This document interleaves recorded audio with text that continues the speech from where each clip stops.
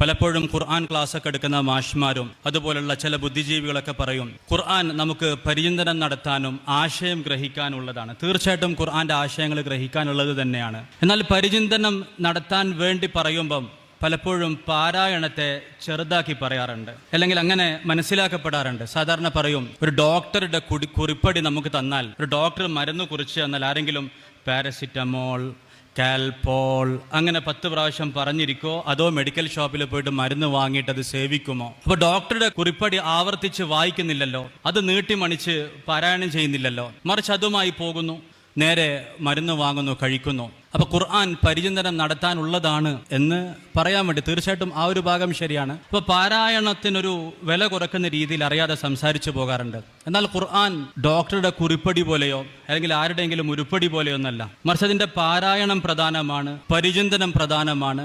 അത് വെറുതെ കേൾക്കുന്നത് പോലും പ്രതിഫലാർഹമാണ്, അത് രോഗങ്ങൾക്ക് ശിഫയാണ്, അത് മരണാസന്നനായി നിൽക്കുന്ന വ്യക്തിക്ക് പോലും ഓതി കേൾപ്പിക്കാനുള്ളതാണ്. അങ്ങനെ എല്ലാ രീതിയിലും നമുക്കറിയാം, നമ്മൾ ഡോക്ടറുടെ കുറിപ്പടി അല്ലെങ്കിൽ ഏതെങ്കിലും ഇപ്പം അവിടെ കൂടി നിൽക്കുന്നവരോട് ഞാൻ ഈണത്തിൽ രാഗത്തിൽ എല്ലാവരും ഇങ്ങോട്ട് വന്നിരിക്കൂ, പ്രസംഗം കേൾക്കൂ എന്നൊക്കെ പറഞ്ഞാൽ അത് തീരെ ചേരുന്നില്ല. ചിലപ്പോൾ ഇരിക്കുന്നവരെ എണീച്ചു പോകും കേട്ടാൽ. എന്നാൽ ഖുർആനാണെങ്കിൽ അതിനൊരു പാരായണ നിയമമുണ്ട്, അതിൽ നീട്ടാനുണ്ട്, മണിക്കാനുണ്ട്, അതിന് തജ്വീദിൻ്റെ നിയമങ്ങളുണ്ടെന്ന് പറയുമ്പം പാരായണം വളരെ പ്രസക്തമാണെന്നർത്ഥം. പാരായണത്തിന് പ്രസക്തി ഇല്ലെങ്കിൽ എന്തിനാണ് നീട്ടുന്നത്? എന്തിനാണ് നമ്മൾ മണിക്കുകയും നിർത്തുന്ന സമയത്ത് നീട്ടി നിർത്തുകയൊക്കെ ചെയ്യുന്നത്?